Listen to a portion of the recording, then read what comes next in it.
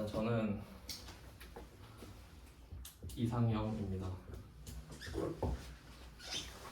제가 이 학원에 5년 반 했었는데 제가 원래 자격증 학과장이었어요. 그만둬서 지금 알바하고 있는데 그렇습니다. 회계 강사고요. 커말도 하고 있어요. 그래서 요거는 비밀인데 그 채널 가면은 커말도 있습니다. 네, 멘토들은 싫어할 건데 일단 첫 시간이라서 그 OT를 할 건데요. 뭐 말씀드린 대로 책은 꼭 필요한 건 아닌데 그리고 지금 할 내용도 뭐 그 자격증이랑은 좀 상관은 없는데 저는 좀 이론적인 걸 좀 중요하게 생각하거든요. 그러니까 왜 회계를 배워야 되는지, 하면 뭐가 좋은지 뭐 이런 걸 좀 설명드리고 싶어서 그거 하려고 영상을 미리 찍어놓는 것도 있어요.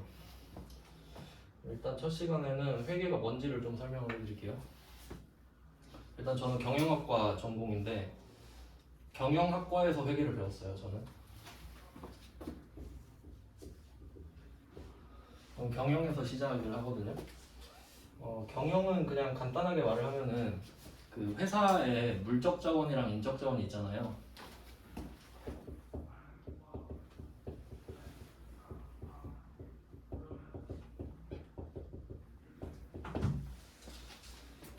회사가 가진 물적 자원이랑 인적 자원을 쓰는 건데 이거를 써서 최소한의 비용을 들여서 최대의 수익을 누리는 겁니다. 경영은.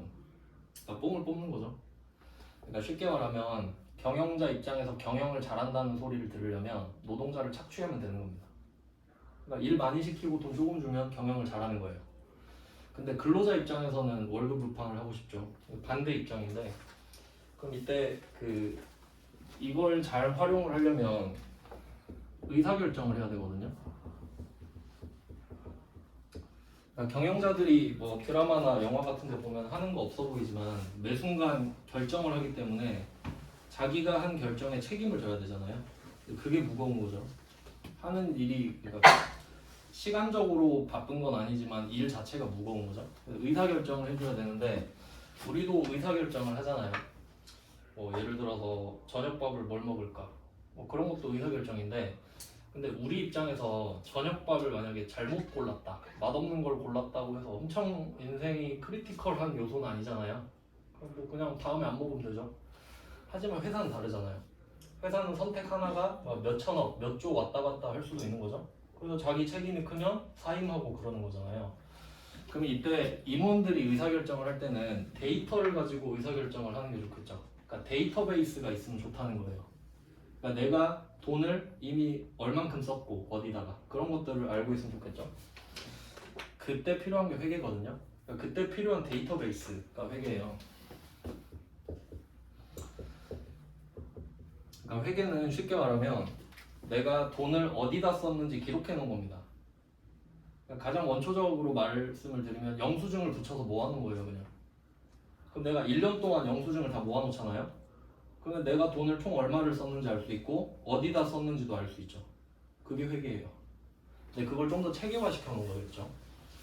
예를 들어 우리가 야식을 시켜 먹고 싶다라고 했을 때 그럼 우리한테도 데이터베이스가 있어요. 그 배달의 민족 주문 목록 있잖아요. 그게 우리한테는 데이터베이스예요. 그러니까 오늘 족발을 먹고 싶은데 족발을 내가 너무 많이 시켜 먹었어요 요새. 그럼 치킨을 먹을 때가 됐다. 뭐 이 정도 느낌으로 볼 수 있겠죠. 근데 이때 회사의 의사결정은 그것보다 훨씬 더 진지하겠죠. 그래서 결론은 경영을 할 때, 의사결정을 할 때 가장 필요한 게 회계인 거예요. 데이터베이스니까. 그러면 경영에 필요해서 회계를 배운다 이렇게 일단 됐고 이제 회계로 넘어갈게요. 이제 회계를 따로 보겠습니다.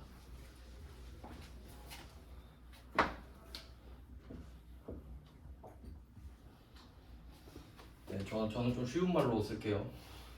처음 배우시는 거니까. 일단 회계는 거래를 기록하는 건데요.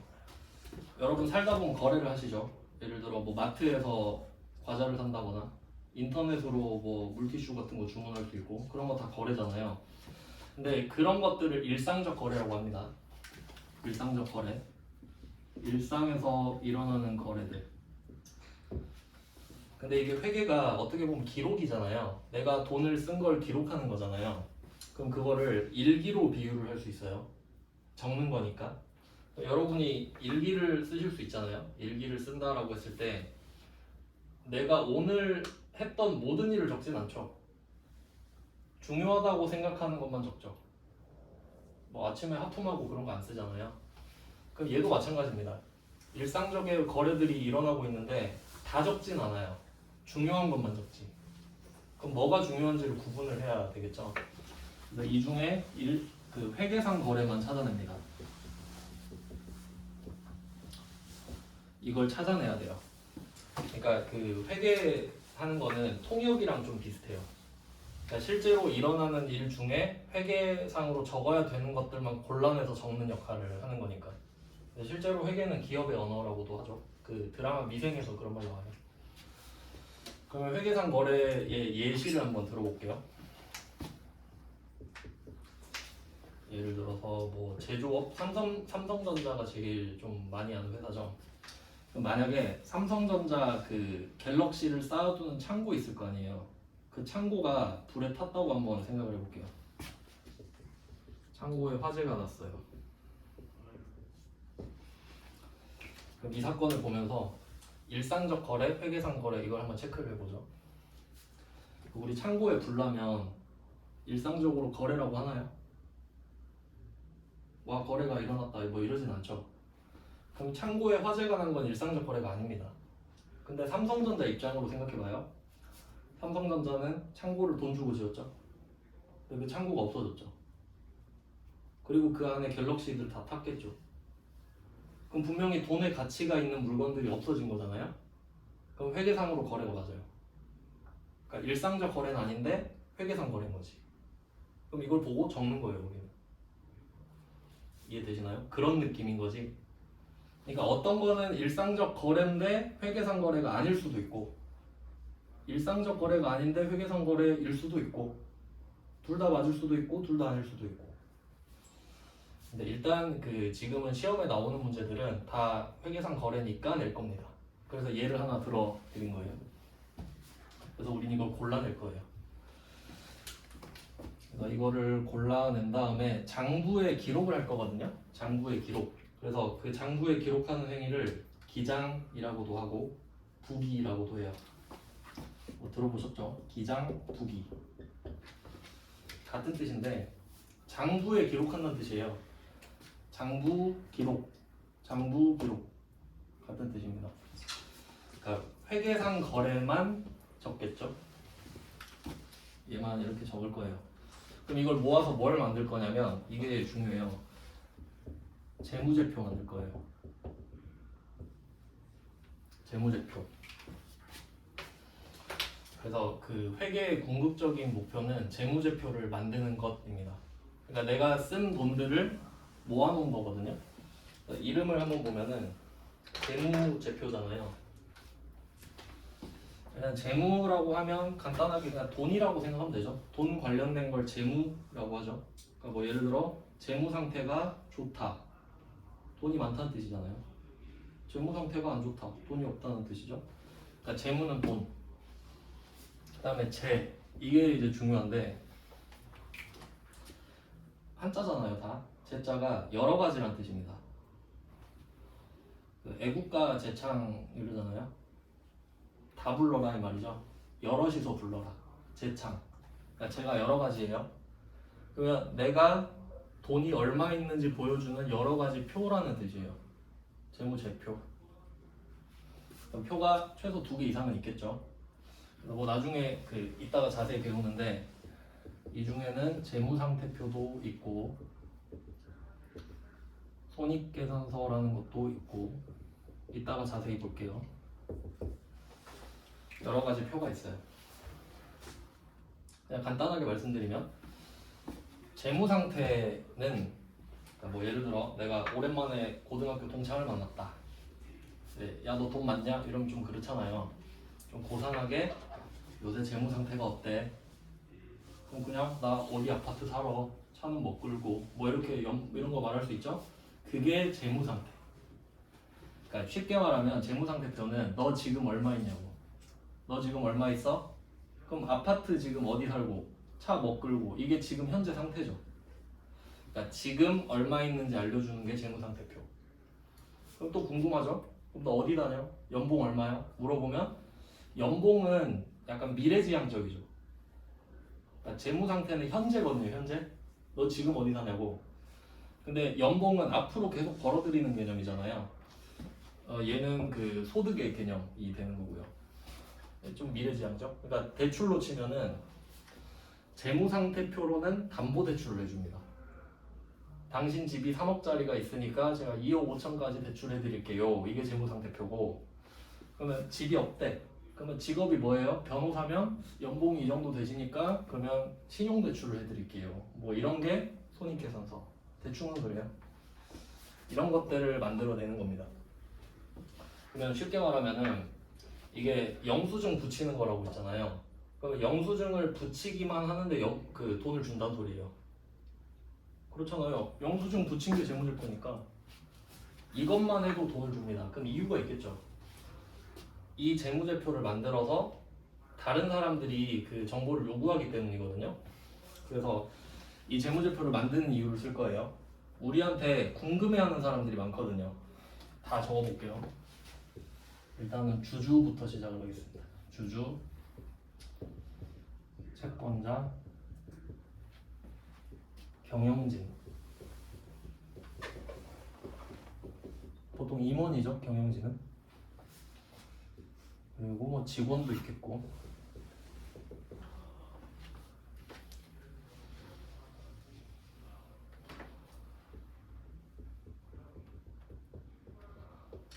과세당국은 세금 걷는 곳을 말해요. 그다음에 거래처 뭐 이 정도? 그러니까 지금 이 재무제표를 둘러싼 사람들 있죠? 이 사람들을 이해관계자라고 합니다. 이해관계자.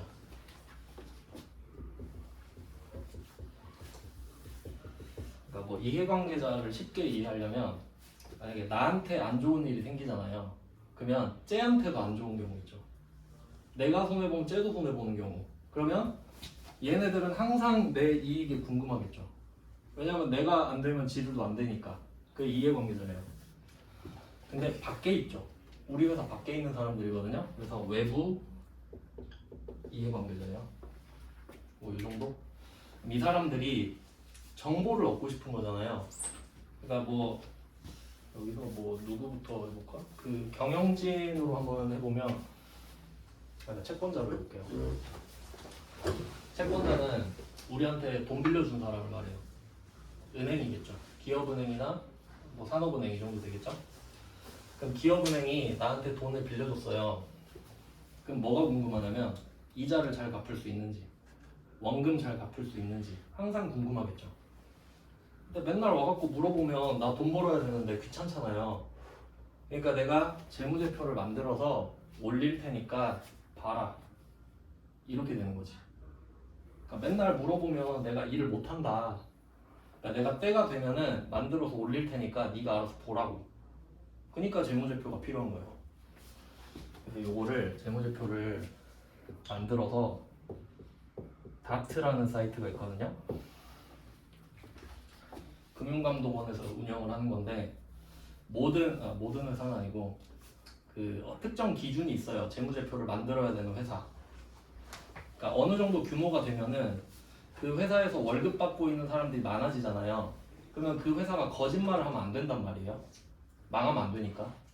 그래서 특정 규모 이상이 되면은 이 다트라는 사이트에다가 자기 재무제표를 올려야 돼요. 1년에 한 번씩. 그러니까 만약에 여러분이 삼성전자 2021년도 매출액을 알고 싶잖아요. 그럼 여기 들어가서 삼성전자 치잖아요. 나와요. 창립한 연도부터 다 나와요. 그러니까 이런 거를 알고 있으면 좋겠죠. 주식 살 때도 그냥 사는 것보다는 최근 매출액 보고 판단하는 게 더 낫겠잖아요. 이런 거 참고하시면 되고. 그래서 이 재무제표를 만들어서 여기 올리는 겁니다. 그 공시라고 하는데 그걸 뭐 보고라고도 해요. 그러니까 올려놓으면 사람들이 보잖아요. 그걸 불특정 다수한테 보고한다고 볼 수도 있는 거죠.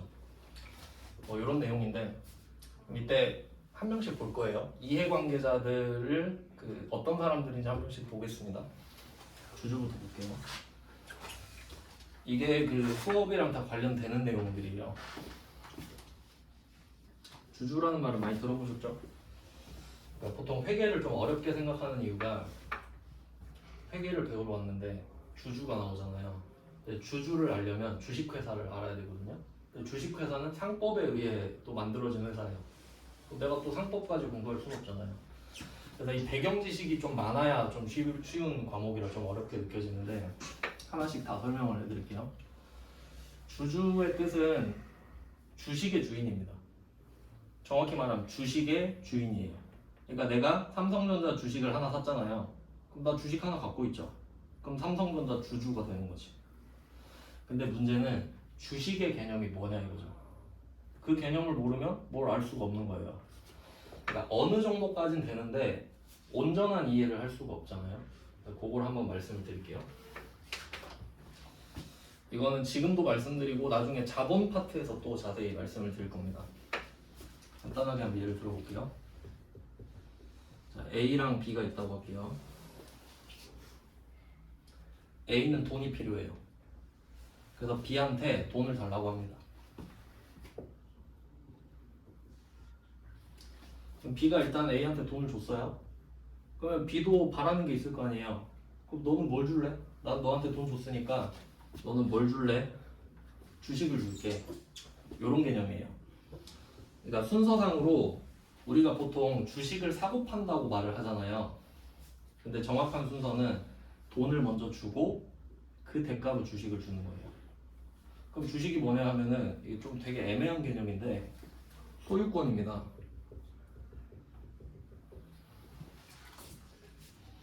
그러니까 쉽게 말하면 B가 A한테 1억을 줬어요.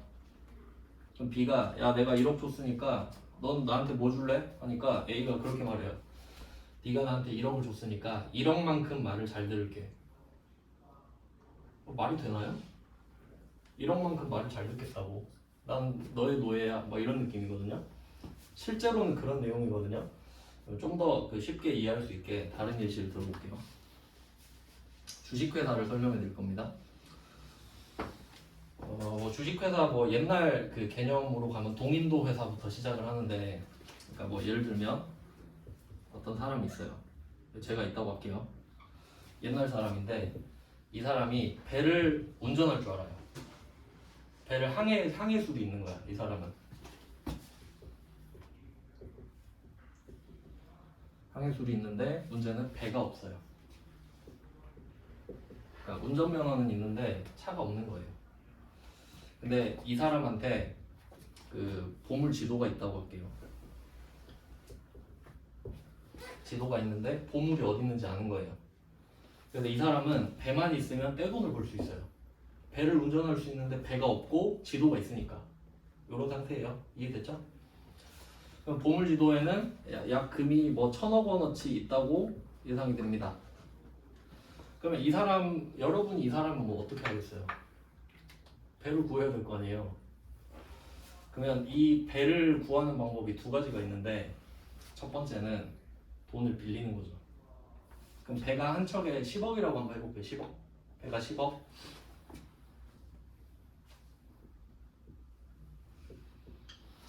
그럼 여러분이 어떻게 10억을 구할 수 있을지 생각을 해봐요. 은행 가서 보물지도 보여주면서 여기 1,000억 보이죠? 내가 이거 캐올 테니까 10억 빌려주세요 하면 은행이 빌려줘요? 안 빌려주겠지. 정신 나간 사람이라 생각하겠죠. 못 빌려요. 그러니까 지금 나는 담보도 없고 신용도 없잖아요. 그러니까 은행에서 돈 빌리기가 힘들다고요. 그러면 어떤 방법을 써야 되냐면 그 돈 많이 있는 사람들 사는 동네 있죠. 그 부자 동네에 가요. 부자 동네 가가지고 이야기를 하고 다녀요. 돈을 많이 벌 수 있는 방법이 있는데 아쉽다 이러면서 계속 돌아다녀. 그러면 돈 많은 사람들이 궁금해할 거 아니에요. 투자자들이 그 방법이 뭔데? 이렇게 물어볼 수 있겠죠. 그러니까 어그로를 끌어야죠. 어그로 끌어서 그러니까 이걸 보통 요새는 그 프로젝트 파이낸싱이라고 하는데, 그러니까 쉽게 말하면 내가 엄청나게 좋은 아이디어가 있어요. 근데 회사 세울 돈이 없잖아. 그럼 투자자들을 모아가지고 내가 앞에서 PPT 하는 거예요. 내가 이 10억만 있으면은 어떻게 돈을 벌어가지고 여러분한테 수익을 창출해 드리겠습니다. 이런 거 하는 거예요. 뭐 그런 느낌인 거지. 그럼 어떤 사람이 호구가 한 명 왔어요. 투자자가 온 거예요. 부자예요. 이 사람이 10억을 투자해 주겠대. 그럼 내가 너한테 10억을 투자해 주겠다. 그럼 1000억 갖고 오면 나한테도 알지? 이렇게 되는 거죠. 그럼 이 사람은 10억을 이 사람한테 준 거잖아요. 여기까지는 이해됐죠? 그럼 넌 나한테 뭐 줄래? 이거잖아요. 그럼 얘가 말 잘 들을게요 이거라고요. 근데 그것도 한계가 있잖아요. 그러니까 얘가 종이에다가 사인을 해요. 사인을 해서 한 장 주는 거야.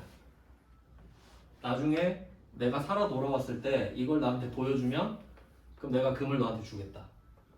투자했다는 증거란 소리지 이게. 그게 주식이에요. 아무것도 없잖아 주식은. 그러니까 주식 자체로는 아무 의미가 없어요 사실. 그러니까 내가 의미 부여를 한 거지. 근데 얘가 생각을 해보니까 내가 돈이 많긴 한데 이 배가 가다가 뒤집어질 수도 있잖아요. 그러면 뭐 사람이 죽는 것도 문제인데 얘 입장에서는 10억 날리는 거죠. 아 그럼 그것도 생각을 해보니까 좀 아까운 거야. 그래서 얘가 생각을 해보니까 야 나 혼자 10억은 좀 해봐고 친구들 데리고 올게. 친구들 데리고 와서 우리 1억씩 투자할게. 근데 내 입장에서는 그게 알바예요. 혼자서 10억을 주든 10명이 1억씩 주든 상관없죠 나는. 난 10억짜리 배만 있으면 되잖아요. 그러면 얘 입장은 뭐냐면 주주가 한 명이었는데 10명이 된 거지 그냥. 그러면 종이 10장 갖고 와서 사인을 또 해요. 한 장씩 주는 거야. 그러면 1억당 한 장이에요 하고 판 거야. 그 주식을 한 주에 1억에 판 겁니다. 됐죠 여기까지? 그러면 이 주식은 1억 원에 발행이 된 거예요 지금. 그러니까 순서를 한번 생각해봐요. 내가 주식을 한 장에 1억에 판 게 아니라 10억을 먼저 받고 그 대가로 종이를 준 거지. 뭐라도 달라니까. 그럼 이거 사인이라도 드릴게요. 이렇게 됐죠? 자 이제 배 타고 나갔어요. 배 타고 나갔는데 날씨가 안 좋아요. 날씨가 엄청 안 좋아. 막 번개치고 비 오고 난리 났어요. 그럼 사람들이 어떻게 생각해요? 저 배가 뒤집어질 수도 있겠다. 그러면 이 1억짜리 종이를 한 장씩 들고 있잖아요. 그럼 여기서 쫄보는 어떻게 해요? 이거 9천만 원에 판다. 던지지 주식을. 그럼 누구는 야수의 심장으로 사줘. 그래 내가 그 9천에 살게. 근데 며칠 지나니까 날씨가 다시 좋아졌어. 그럼 얘 살아 돌아오겠는데? 그럼 이거 1억 천에 판다 이런 게 나오죠? 그러니까 주가가 왔다 갔다 하는 거죠. 그러니까 주가는 회사가 잘 돼서 오르는 게 아니에요. 잘 될 것 같으니까 오르는 거지. 안 될 것 같으니까 떨어지는 거고. 그러니까 주식을 보통 선행지수라고 해요. 이미 마음이 다 반영이 되어 있습니다. 하여튼 뭐 그런 내용인데 이렇게 가서 얘가 살아 돌아온 거예요. 자 금을 1000억 원어치 키웠어요 실제로.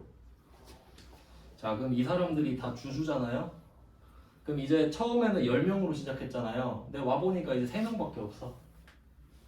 자 ABC가 있는데 한 명은 주식을 6개 갖고 있고요. 한 명은 3개, 한 명은 1개 갖고 있어요. 이렇게 될 수 있죠. 주식이 계속 왔다 갔다 하잖아요. 이게 유가증권 시장입니다. 계속 거래를 한 거지. 가격은 계속 바뀌죠. 그리고 또 여기서 중요한 게 주식 가격이 처음엔 이 사람이 1억에 발행했잖아요. 근데 가격이 계속 오르고 내리고 하죠. 그럼 그 후의 가격은 주식을 판 사람이랑 상관이 없지 이제. 이미 내 손을 떠났으니까. 하지만 기분은 좋겠죠. 가격 오르면 내 주식이 비싸졌군 이 정도? 추가적으로 돈을 주진 않는 거예요. 이렇게 왔는데 ABC가 이야기를 할 거 아니에요. 이게 주주총회예요. 주주들이 다 모인 거 아니에요? 그러면 A가 6표를 갖고 있죠. 그럼 이때 이게 그 투표란 말이에요. 투표. A가 이렇게 말을 합니다. 야 이거 금 나누자 라고 해요. 근데 B가 이 말을 하는 거예요. 야 이거 보니까 10억 투자해서 1000억 벌어온 거면 이거 완전 노다지 아니냐. 배를 몇 척 더 사가지고 사업을 해보는 게 어때? 라고 했어요. B가. 근데 표가 적죠. A는 이 금을 나누자 그랬어요. 그럼 이 비율대로 해보면 6대 3대 1이잖아요. 그러면 A가 600억 갖고 B가 300억, C가 100억을 갖게 돼요. 왜냐면 A가 6표 갖고 있잖아요. 투표에서 이겼잖아.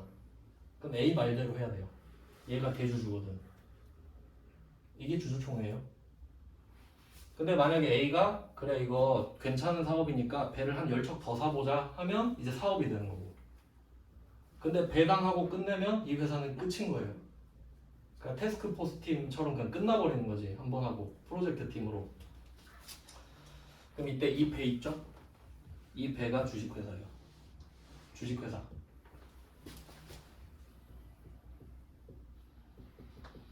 자, 배가 주식회사예요. 그러니까 이때 이 사람이 항해술이 있다 그랬잖아요. 그러니까 아이디어가 있는 거지 이 사람은. 아이디어가 있는데 돈이 없죠? 그러니까 사람들한테 가서 회사 하나 차려주세요 했잖아요. 그럼 10명이 1억씩 넣어서 회사 하나 차려줬죠. 그럼 회사를 10명이 투자해서 이 사람들이 주주잖아요. 주식회사의 주인. 주식의 주인이면서 주식회사의 주인이죠. 그럼 나는 누구지? 얘는 주주들이 고용한 직원이죠. 경영자. 그러니까 우리나라에선 보통 이걸 이해를 못하는 게 우리나라는 되게 특이한 시스템이 있어요. 재벌이라는 시스템이에요. 옥스퍼드 사전에 등재돼 있어요. 이렇게 등재돼 있어요. 재벌. 뭐 뜻은 검색해 보시면 아실 텐데, 그러니까 우리나라는 뭐가 특이하냐면 미국이 원래 자본주의의 끝이잖아요. 미국 같은 경우는 만약에 내가 자수성가를 해서 회사를 크게 키웠어요.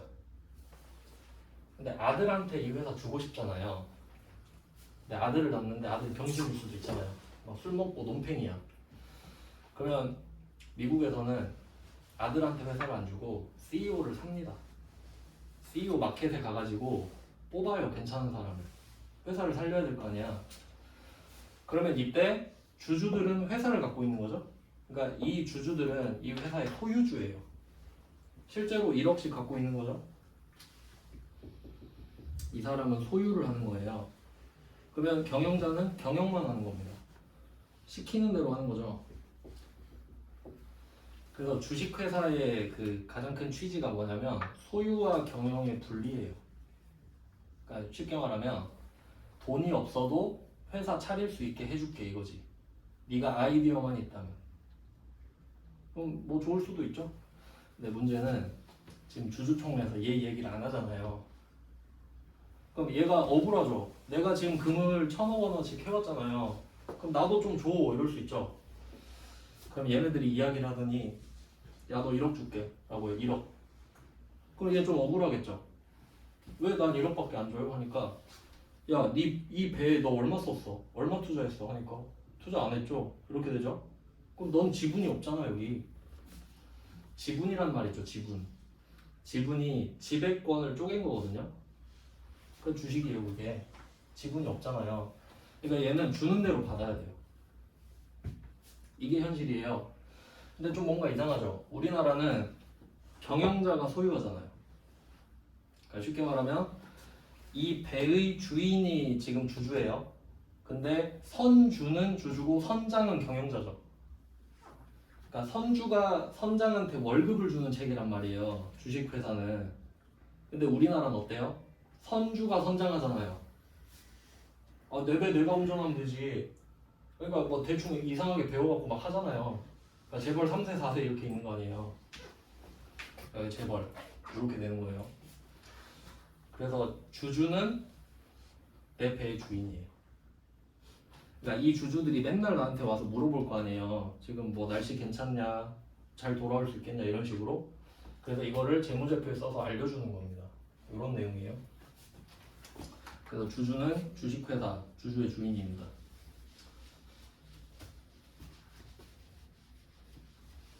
주주를 한번 봤고요. 그러니까 주주는 제가 비유할 때 부모님이라고 말하거든요. 주주. 그 뭐 엄마 아빠랑 싸울 때도 그러잖아요. 엄마 아빠가 나한테 해준 게 뭐가 있어? 뭐 이러잖아요. 엄마 아빠는 그러니까 예를 들어 어릴 때부터 나한테 다 먹여주고 재워주고 하잖아요. 그게 어떻게 보면은 다 투자인 거지. 투자. 그게 그 주식 그러니까 돈을 준 거잖아요. 나한테. 그럼 내 주식을 산 거라고. 나한테 뭘 사줄 때마다 내 주식을 갖고 가는 거야. 엄마 아빠가. 그러니까 이래라 저래라 할 수 있는 권리가 있는 거지. 그러니까 주주들은 내 편인 거예요. 나를 믿고 돈을 투자한 거잖아요. 그러니까 나한테 돈을 달라고 하진 않아요. 장사 잘 되니? 이렇게 물어보는 거예요. 그럼 이제 채권자로 넘어갑니다. 채권자는 채권이랑 채무라는 말부터 알아야 돼요. 채권, 채무 많이 들어보셨죠? 여기서 중요한 글자는 권자랑 무자인데 권자는 권리고 무자는 의무예요. 권리는 받을 수 있는 권리죠. 의무는 갚을 의무죠. 그럼 이때 돈을 빌리고 빌려주는 거예요. 그럼 이때 권리가 있다는 소리는 내가 돈을 빌려줬다는 소리죠. 내가 돈을 너한테 빌려줬으니까 내가 너한테 받을 권리가 있는 거죠. 채권자. 보통 이게 은행이죠. 그럼 이때 우리가 채권자라는 말을 쓰고 있잖아요. 그럼 내가 채무자라는 소리죠. 내가 채무자니까 내 입장에서 채권자라는 말을 쓰는 거죠. 은행. 은행 입장에서도 내가 돈을 잘 갚는지 궁금할 거 아니에요? 계속 물어보고 있죠. 이게 되게 잔인한 게 뭐냐면 돈을 빌려주고 빌리는 게 그렇게 간단한 게 아닌 게 애초에 돈을 잘 빌려주지도 않아요. 그러니까 이자를 못 갚고 원금을 못 갚을 것 같으면 아예 뺏지 놔버립니다. 왜냐면 다른 애 빌려준다니까. 그리고 만약에 내가 돈을 5년 뒤에 상환하기로 하고 빌렸다고 할게요. 기업은행에서. 근데 요새 내가 이자를 잘 못 갚고 있어요. 그러면 원금 빼버립니다. 그냥 돈 빨리 갖고 오라 그래요. 왜냐면 은행 입장에서도 이게 돈 장사잖아요. 돈놀이를 하는데 원금을 회수를 못 할 것 같으면 돈을 못 벌잖아요. 그러니까 돈을 못 벌 것 같으면 빨리 갚으라고 해버려요.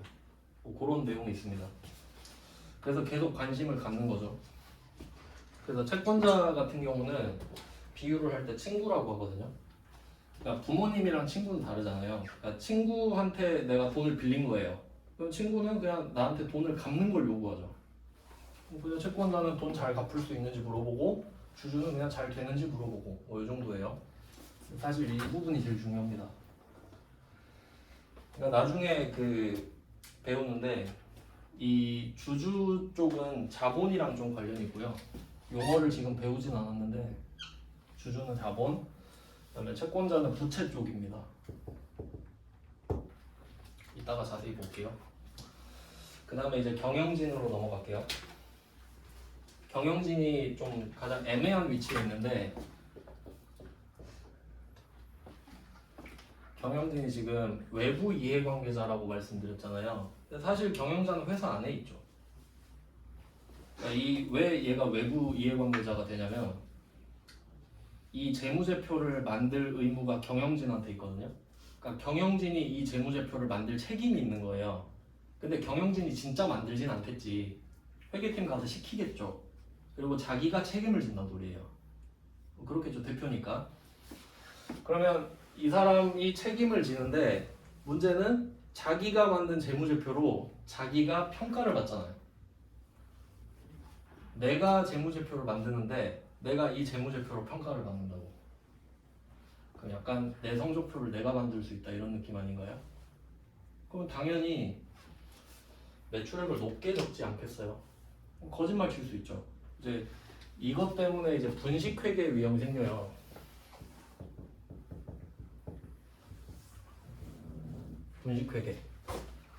분식회계는 분자가 가루 분자입니다.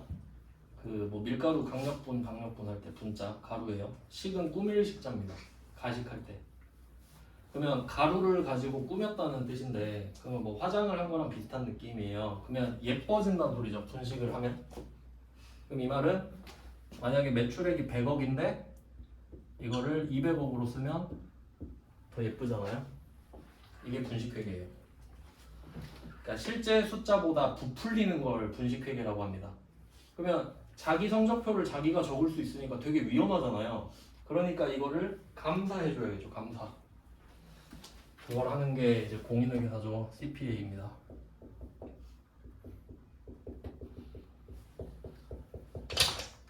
그러니까 이게 재무제표를 만들어야 되는 회사들은 재무제표를 만들고 나서 자기들이 구라쳤을 수도 있잖아요. 그러니까 내가 내 돈 주고 회계법인한테 맡겨요.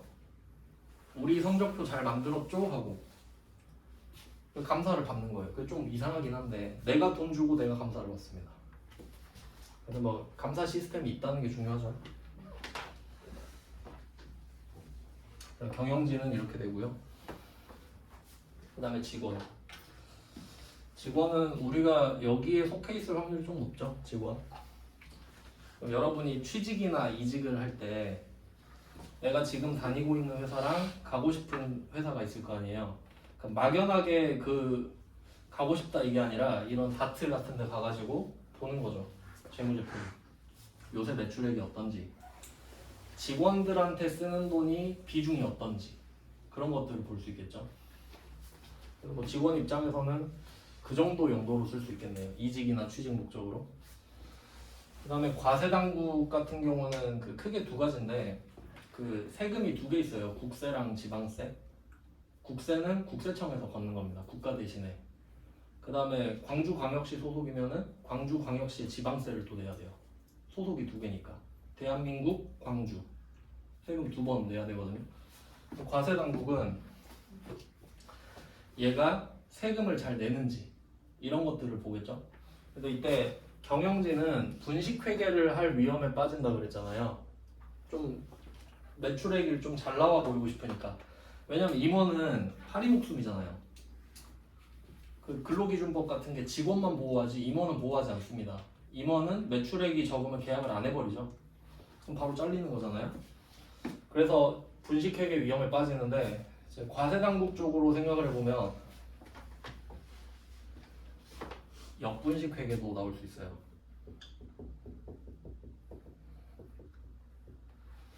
역분식회계는 매출액을 의도적으로 낮추는 걸 말합니다.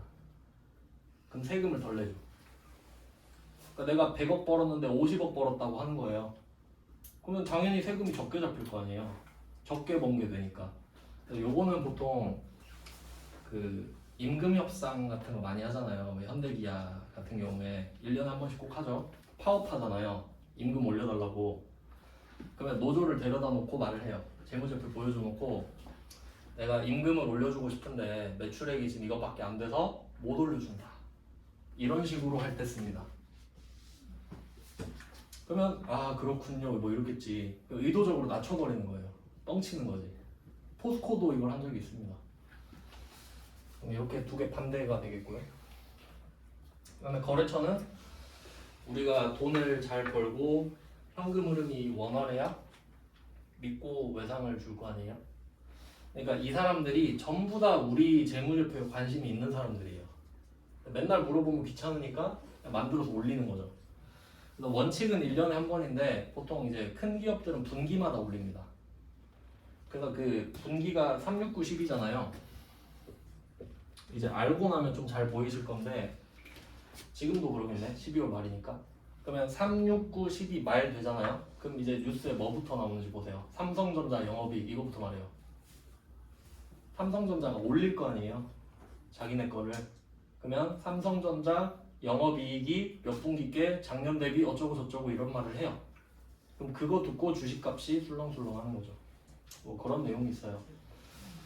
그래서 회계가 뭐냐라고 했을 때 뭐 정리를 해보면 일상적 거래들이 발생하는데 이 중에 회계상 거래만 찾아서 기장하죠. 그럼 그 결과가 재무제표가 되잖아요. 그럼 이 재무제표를 만들어서 이 외부 이해관계자한테 유용한 정보를 주는 거지. 그러니까 보고 이 회사 잘 나가네. 주식을 좀 더 사도 되겠다. 망할 것 같은데 이직해야지. 이런 게 다 유용한 정보를 주는 거거든요.